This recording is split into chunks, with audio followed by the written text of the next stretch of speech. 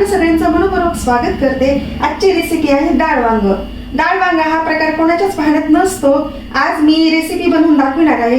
हा भाजीचा प्रकार आहे।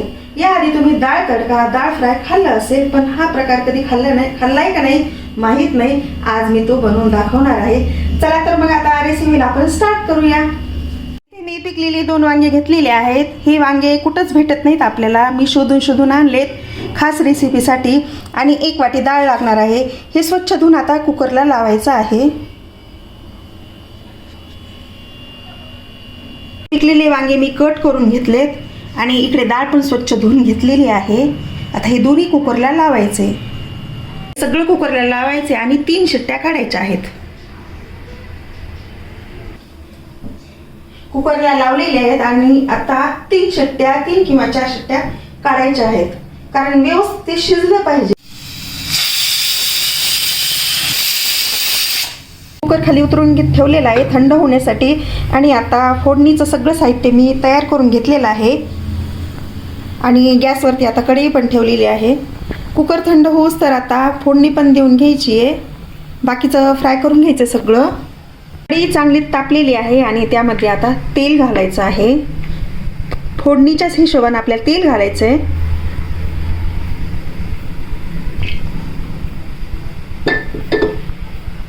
तेल चांगलं तापलेले, त्यामध्ये जिरे घालायचे। तर जिरे जास्त करपू द्यायचे नाहीत, जिऱ्याचीच फोडणी घालायची आहे। त्यानंतर लसूण,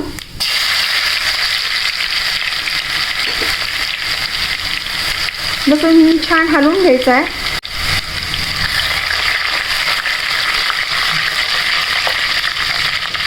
व्यवस्थित लालसर होईपर्यंत तो व्यवस्थित तळायचा आहे।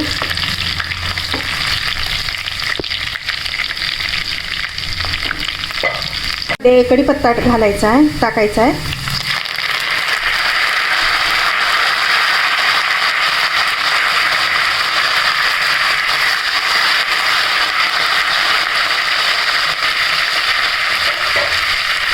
त्यानंतर लाल मिरच्या,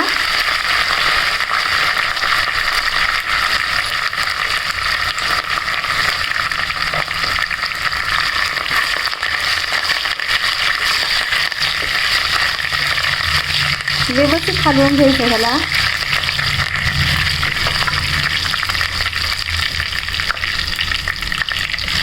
खालचा गॅस कमीच ठेवायचा आहे। लसूण छान फ्राय झालेला आहे आणि मस्त वास येत आहे। पहा आता फोडणी पण छान बसली आहे। अजून फोडणी नाही टाकली, पण व्यवस्थित वास येत आहे याचा। मस्त खमंग वास सुटलेला आहे सगळीकडे।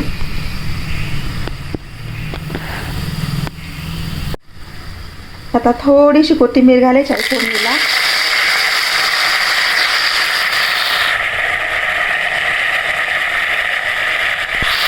त्यानंतर टोमॅटो, चिरलेले टोमॅटो घालायचे। तर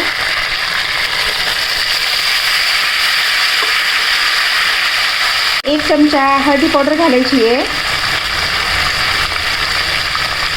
2 चमचे लाल तिखट घालायचे।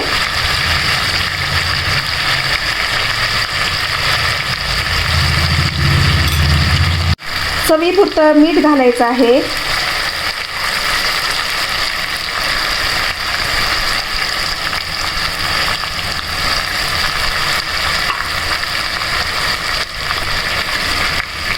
आता हे सर्व मिश्रण व्यवस्थित हलवून घ्यायचं आहे।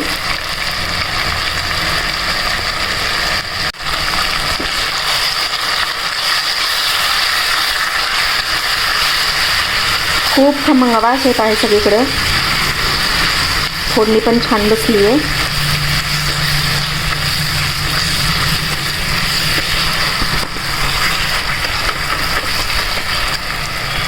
आता मस्त फोडणी बसलेली आहे।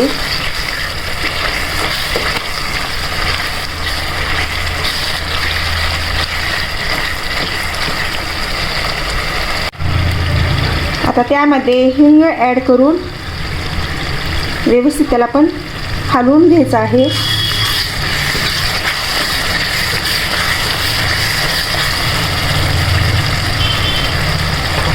आता त्यामध्ये 1 ग्लासभर पाणी ॲड करायचं आहे।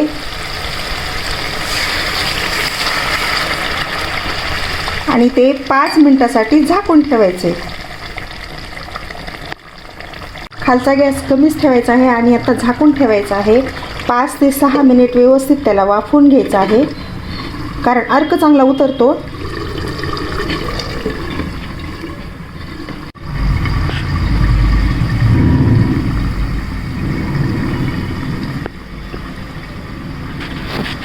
आता कुकरचं झाकण काढलेलं आहे आणि हे पहा मस्त शिजलेले आहेत वांगा आणि डाळ. आता ह्याला व्यवस्थित फेटून घ्यायचे आणि त्यामध्ये ॲड करायचं आहे. मस्त गाळ शिजलेलं आहे हे.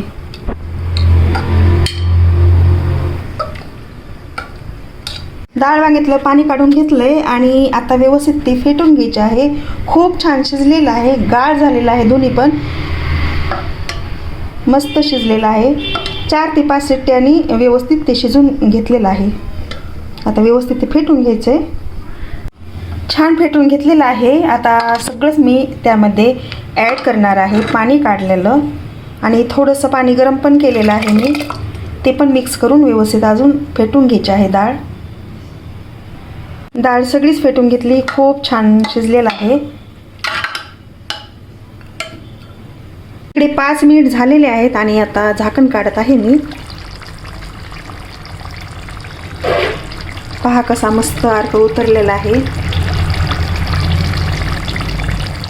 आता गॅस फुल करायचा आणि त्यामध्ये ती डाळ ॲड करायची, कारण सगळंच घातलेलं आहे याच्यामध्ये. तिखट, मीठ, काही दुसरं घालायची गरजच नाही आहे. पहा कसा मस्त तडका बसलेला आहे. छान तडका छान तयार झालेला आहे. पूर्ण टोमॅटो वगैरे सगळं अर्क त्यामध्ये उतरला आहे. आता छान हे व्यवस्थित झाले. आता त्यामध्ये ही सगळी डाळ ॲड करायची आहे.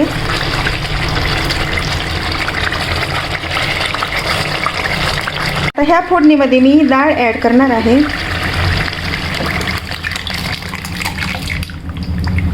मस्त शिजली आहे डाळ. डाळ शिजणं खूप गरजेचं असतं, कारण एकजीव होतो आणि चवीला पण मस्त होते, लागते चवीला.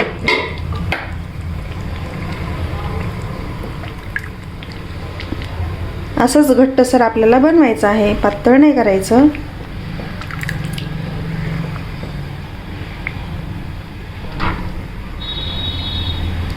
हा छान झाले. आता याला 5 मिनिटं व्यवस्थित अजून कमी गॅसवर आपल्याला ठेवायचं आहे आणि नंतर सर्व करायचे.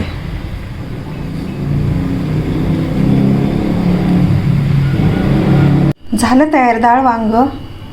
मी खाली उतरून घेतलेलं आहे आणि ह्या बाउलमध्ये आता सर्व करायचं आहे.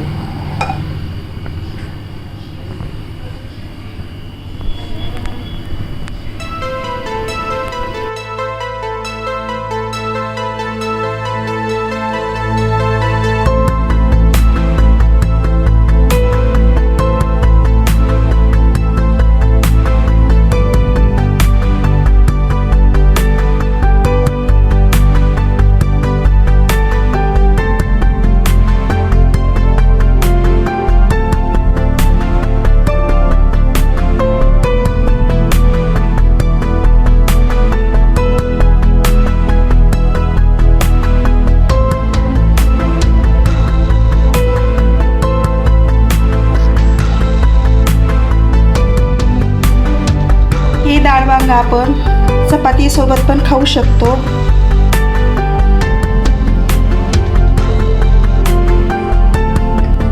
आणि भाकरी सोबत खूप छान लागते.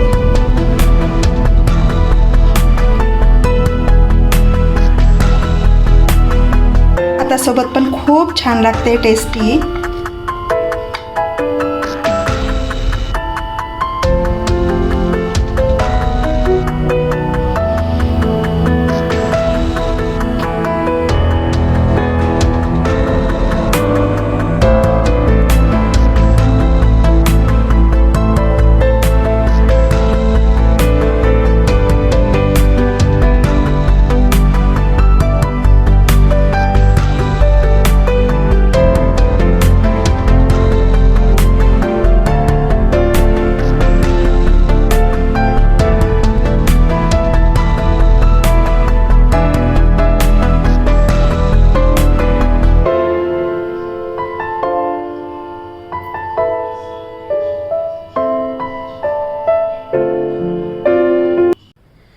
आजची रेसिपी तुम्हाला कशी वाटली कमेंट्सद्वारे नक्की सांगा. ह्या चॅनलला कुणी सबस्क्राईब केलं नसेल सबस्क्राईब करून घ्या.